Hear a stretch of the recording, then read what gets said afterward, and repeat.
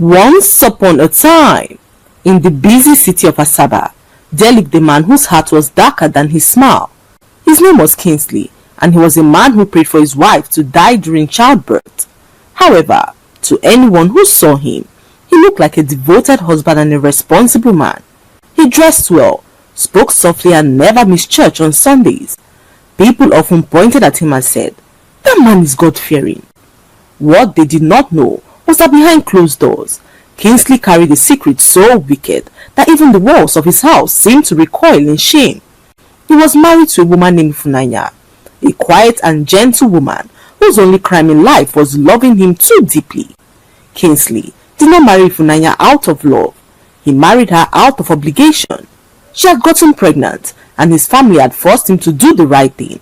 But deep in his heart, Kingsley's love belonged elsewhere. He had another woman, one who he believed was his true soulmate. Every day he looked at Ifunanya, he saw chains. Every time she smiled at him, he felt trapped, and as fate would have it, the day had come when Ifunanya was in labor, fighting for her life in a hospital bed, while Kingsley sat comfortably at home, praying, not for her survival, but for her death. Ifunanya had always been a soft woman, the kind whose voice never rose above a whisper, even when life dealt cruelly with her. From the day that she found out that she was pregnant, she had held on to hope. Hope that the child would soften Kingsley's heart. Hope that marriage would turn obligation into love. She endured his coldness, his silence, and the way he never looked at her for too long. When labor pains began in the early hours of the morning, Kingsley did not rush her to the hospital with panic or fear. He drove calmly, almost relieved, as though he was dropping off an unwanted package. At the hospital, he kissed her forehead lightly and said, "You'll be fine," before leaving to go home and pray. Ifunanya smiled weakly, trusting him with her life. But back home, Kingsley locked himself in his bedroom, knelt beside his bed, and clasped his hands together. But the words that left his mouth were not words of love or concern. He prayed that the doctors would fail. He prayed that complications would arise. He prayed that Ifunanya would not survive childbirth. In his mind, her death would set him free. Free to marry the woman he truly loved. Free from guilt. Free from responsibility. What he did not know was that heaven was listening. Kingsley's prayers were filled with desperation, not faith. He paced the room, kneeling, standing, kneeling again. "God," he whispered, "you know my heart. You know I never wanted this marriage. Please, let this end today." Outside, rain began to fall heavily, thunder rumbling like a warning from the skies. Still, Kingsley prayed on. He imagined life without Ifunanya, her quiet presence gone, her soft footsteps erased from his house. He imagined calling his lover with good news. He imagined mourning publicly while celebrating privately. Meanwhile, in the hospital, Ifunanya screamed in pain as nurses rushed around her. Her labor was long and difficult. Hours passed and the doctors grew concerned. She had lost too much blood. Her heartbeat weakened and the baby was now in distress.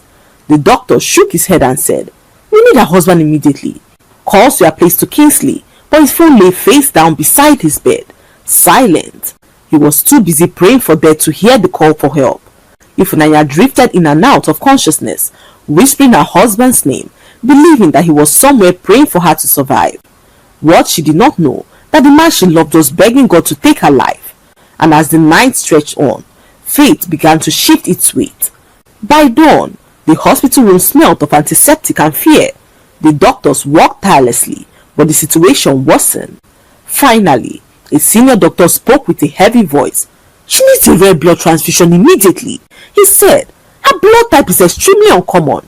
Nurses scrambled, checking blood banks, calling emergency contacts. Time was now running out. Ifunanya lay pale and weak, her lips dry, her body trembling.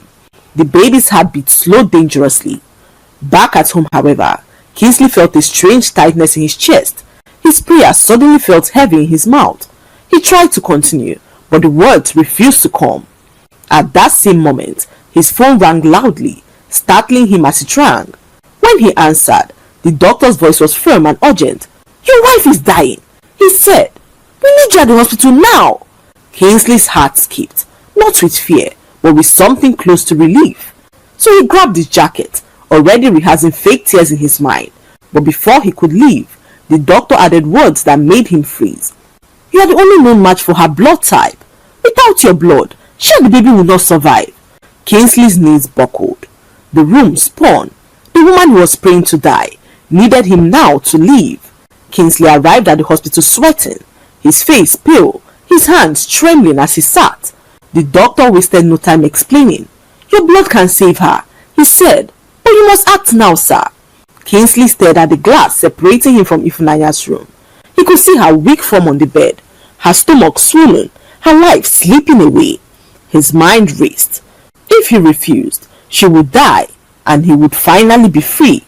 No one would know. It would look like a tragic childbirth complication. But if he agreed, she would leave, and his prison would continue.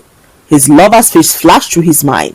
Their promises, their plans, the life he believed he deserved.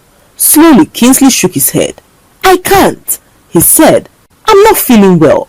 The doctor looked at him in disbelief. "Sir, this is your wife and child," he said. "Your own child." Kingsley turned away, his heart pounding. He signed the form refusing the transfusion and walked out of the ward. Inside, Ifunanya's condition worsened rapidly. Alarms beeped, nurses shouted, and just as the sun rose fully into the sky, Ifunanya slipped into unconsciousness. The baby was delivered stillborn. Doctors fought to save her, but without the transfusion, her organs began to shut down. Kingsley sat outside, staring at his hands, whispering, "It's over, it's over." But destiny was not done with him yet. They found a match in the hospital, a man who came to visit his ailing sister and heard of her condition. He offered to help, and the doctors went straight to work. The stranger was rushed in for tests, and within minutes, the results confirmed what everyone had been praying for. He was a perfect match. Nurses moved swiftly. Blood was drawn. Drips were prepared. Life was slowly pumped back into Ifunanya's failing body. Outside the ward, however, Kingsley watched everything unfold with growing irritation. His relief had been short-lived. He had already accepted her death in his heart, already began rehearsing the freedom he believed would follow. Now, here was a stranger, a complete outsider, interfering with what he believed should have ended a long time ago. Unable to contain himself, Kingsley stormed towards the man as he stepped out of the donation room, weak but calm. "Why would you do this?" Kingsley snapped bitterly. "Can't you mind your business for once?" The man froze, staring at him in disbelief. "Excuse me?" he asked. "Your wife and unborn child are dying, and instead of thanking me, you are insulting me?" Kingsley scoffed. "Nobody asked you to play hero," he said coldly. "Some things are better left alone." The man's brows furrowed as he studied Kingsley's face. In that moment, something clicked. No fear, no gratitude, no desperation, only anger. That was when the man realized something was deeply wrong. The stranger turned slowly towards the doctor and asked a question that made the room fall completely silent. "Has her husband been tested?" The doctor hesitated. "Yes," he replied carefully. "He is also a match." The man's eyes widened in shock as he turned to Kingsley. "You mean to tell me," he said slowly, "that you could save your wife, but you chose not to?" Kingsley said nothing. His silence spoke louder than words. The man took a step back. Disgust etched across his face. "Your wife is in labor," he said, his voice shaking with anger. "She's fighting for her life, for Christ's sake, carrying your child, and you are here behaving like this?" Kingsley finally snapped. "You don't know anything," he shouted. "I never wanted this marriage. I never wanted this child." The words echoed down the hospital corridor like a slap. Nurses stopped working. Doctors froze. The man stared at Kingsley as if he were looking at something inhuman. He could not believe how a man would sit back and watch his wife and child struggle for their lives when he had what it took to save them. Shaking his head slowly, the stranger looked Kingsley straight in the eyes and said, "Life is not a game you pause when it becomes inconvenient. Life is sacred, and a child is not a punishment. It is a responsibility." Kingsley scoffed and turned away, but the man's words hung in the air like a judgment already passed. He walked away, leaving Kingsley standing alone in the corridor, fuming in complete rage. Inside the delivery room, however, the transfusion began to take effect. Color slowly returned to Ifunanya's face as her breathing steadied. Moments later, the baby, who the doctors had declared stillborn, suddenly let out a weak but healing cry. Nurses froze in complete shock before springing into action. "The baby is alive!" one of them shouted as the room erupted into controlled chaos. Doctors worked quickly to stabilize the baby, and against all odds, both mother and child survived. Outside, when the doctor emerged with the good news, Kingsley felt the ground shift beneath his feet. "Your wife is stable," the doctor said, revealing that even the baby had survived. Kingsley said nothing. The prayer he whispered in secret had been rejected so loudly by the heavens. Now, not only would he live with the pain of being with a woman who he had no atom of feelings for, he would also have to live with a child that he wished he never had. Ifunanya regained consciousness a few hours later, and the first thing she asked for was her precious child. The baby was placed gently in her arms as tears streamed down her face. Ifunanya could not help but thank God for saving their lives. The news of everything that transpired finally reached her ear, and Ifunanya could not believe how vile her husband was. She remembered vividly how she sacrificed her fees to save his life a few years ago. Ifunanya was on her way back from school when she met him. They were on the same bus and coincidentally sat down next to each other. At first, Ifunanya tried to mind her business, but Kingsley began to bring up conversations. They spoke for hours until the tragedy that finally brought them together happened. The bus was involved in a fatal accident that left Kingsley unconscious. However, Ifunanya remained unharmed as she rushed him to a nearby hospital. The doctors requested for down payment before they could proceed with his treatment, and all Ifunanya had on her was her school fees, which she just collected from her poor mother, who had to sell the only parcel of land that her father left to secure the money. She was in her final year in the university, so her mother had to do everything possible to ensure that she graduates. Ifunanya in that moment had two options to choose from. It was either she paid for his hospital bill or abandoned him dead to fate. She stood in the hospital corridor, clutching the brown envelope that contained her school fees, her hands trembling as she stared at his unconscious body. Time was fast slipping away, and Ifunanya could not see herself walking away without helping. Slowly, with tears burning in her eyes, she walked to the cashier's desk and handed the envelope over to him. "Please," she said softly, "use this to save his life." The cashier counted the money as the doctors proceeded with his treatment. And just like that, her dreams of ever graduating that year vanished before her eyes. Her mother even died of heartbreak, knowing that her daughter did not graduate. However, Kingsley was given another chance to live. He woke up days later, weak and confused, and Ifunanya was the first face that he saw. He asked to know how his bills were paid, and Ifunanya informed him that she used her fees. Kingsley wept like a child on hearing this. He began to promise her heaven on earth, as he could not believe how a woman would make such a sacrifice for a complete stranger. He then went on to promise her love, stating that destiny brought them together for a unique reason. Kingsley introduced her to his entire family, and his mother and sisters took a special liking to her. However, as the years went by, Kingsley fell in love with another woman. His conscience could not let him end things with Ifunanya, who he believed he owed his life. So, he began his secret relationship whilst pretending that he was still in love with Ifunanya. However, his true feelings were bared the moment Ifunanya informed him that she was pregnant. Kingsley exploded in rage. "How can you be pregnant?" he asked Ifunanya, who stood there shocked to see such a reaction from him. She had envisioned his happy dance, but was shocked to see the complete opposite playing out before her eyes. Things moved so fast from there as his family caught wind of the situation. They forced him into marriage with her, and Kingsley obliged because he promised himself years ago never to have a child outside wedlock.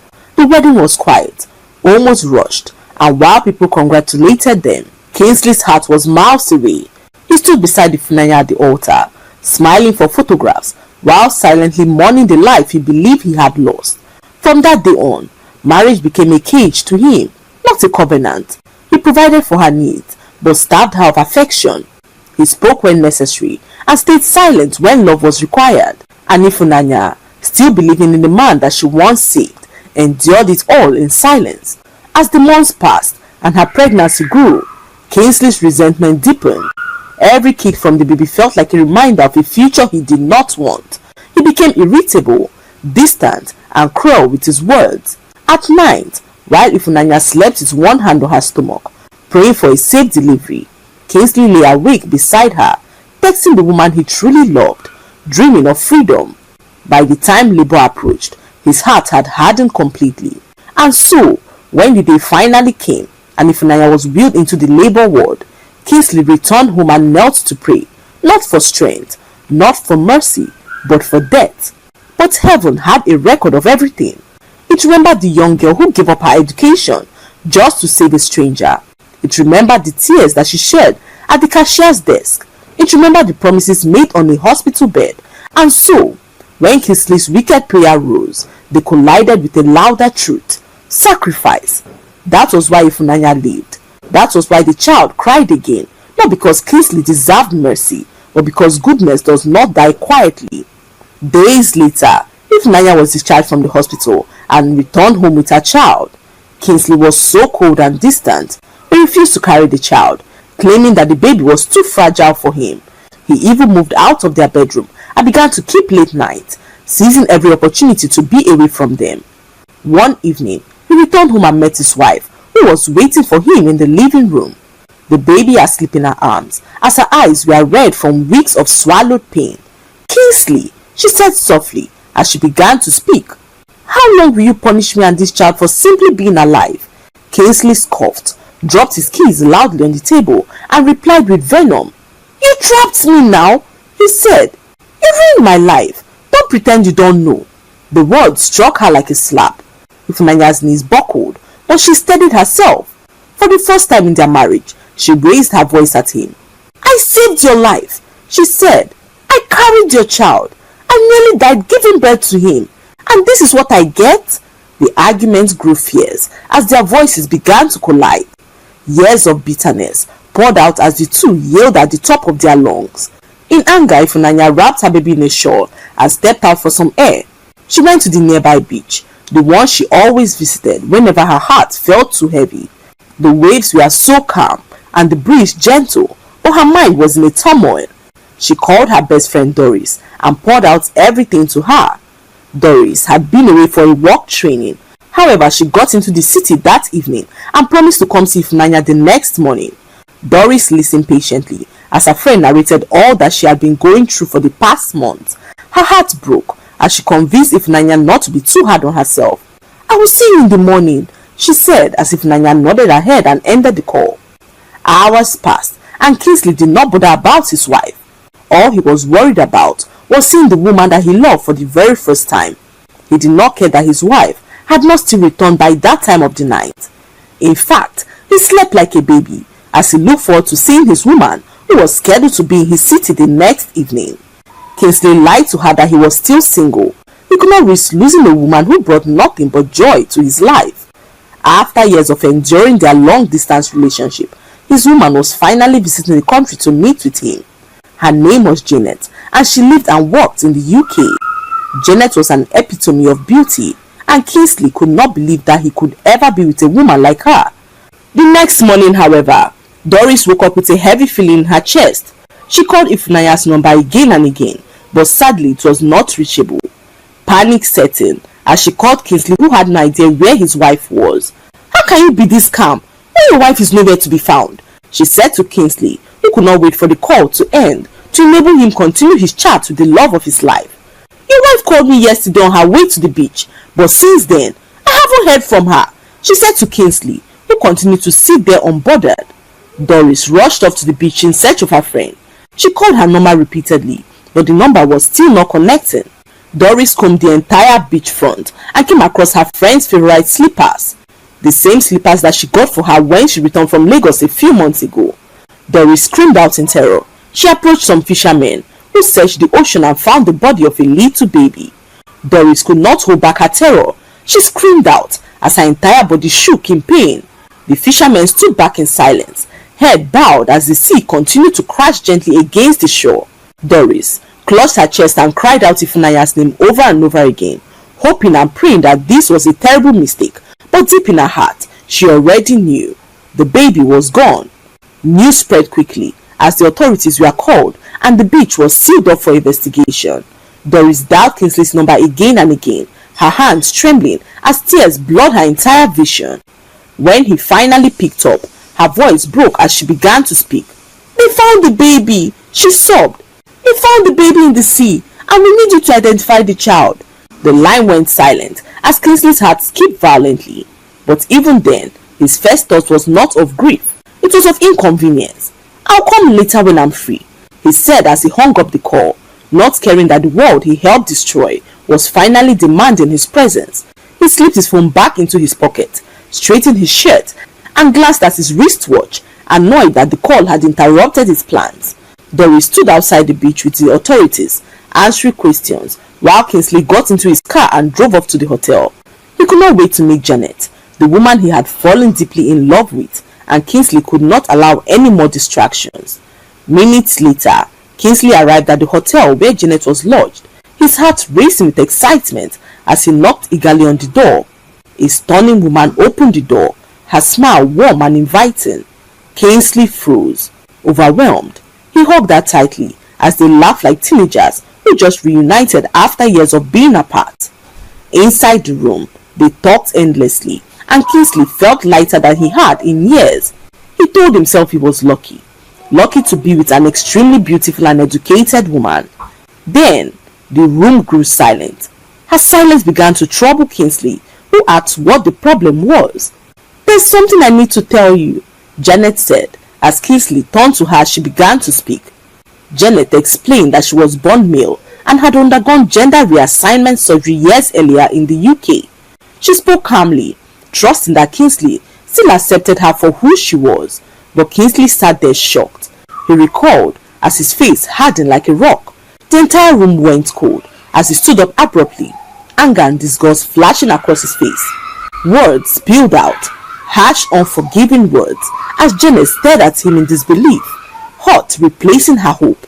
"I thought you loved me," she whispered as Kingsley stormed out without looking back. He drove aimlessly through the night, rage giving way to dread as he drove back home in anger. Shockingly, he saw his wife and her friend, who were both packing her bags as he pulled into the compound. Kingsley slammed the brakes, his heart pounding as he stepped out of the car. There stood Ifunanya, very much alive, holding her baby close to her chest. Her friend Doris stood beside her, zipping up the last suitcase that she had packed. Her eyes were so swollen from crying, but still, there was a calmness in them that Kingsley had never seen before, a calmness that terrified him to his bones. "What is going on here?" Kingsley demanded, his voice shaking as he asked his wife why she was packing. "Why are you packing?" Doris turned slowly to face him, her eyes blazing in anger. "Your wife and her child are alive," she said coldly. "The baby they found in the sea does not belong to Ifunanya. Another family is mourning tonight, and you couldn't even be bothered to show up." Kingsley's knees weakened. "Ifunanya," he whispered, stepping closer. "I told Doris that I was going to come, but something came up." Ifunanya raised a hand as she stopped him. "You were going to?" she said quietly. "But you didn't come. You didn't care. Even when you believed your child was dead, your plans mattered more." Tears finally spilled down Kingsley's face. "I was wrong," he cried. "Please don't leave me. We can fix this. I will change," he said as if Naya looked at him for a long moment. The man she once saved, the man she almost died for, the man who refused to donate his blood to save her life. Slowly she shook her head and revealed that some things cannot be fixed. "I forgive you, Kingsley, but forgiveness does not mean staying." She adjusted the baby in her arms. "I refuse to raise my child in a house where love is optional and life is disposable." Kingsley dropped to his knees, begging, apologizing, promising everything that he had once withheld, but her mind was already made up. The door of her heart had closed, and no amount of begging was going to make her stay. Ifunanya left his house without looking back. Kingsley stood alone in the compound, surrounded by the silence of his choices. For the first time in his life, the weight of what he had done settled fully on his chest. He had prayed for her death, treated her so unkindly, despite all the sacrifices she made for him. And that night, Kingsley learned a truth too late, that love ignored becomes love withdrawn, and goodness, once walked away from, does not always return. The lesson to be learned from this story is that Love is not proven by words, prayers, or public appearances, but by choices made when it matters most. A heart that repays sacrifice with cruelty will eventually lose what it took for granted. Forgiveness may heal the wounded, but it does not always restore broken trust. When responsibility is treated as a burden and human life like an inconvenience, consequences will arrive quietly but firmly. This story reminds us that goodness should never be abused, and that those who pray for the downfall of others often end up losing the very blessing they never deserved.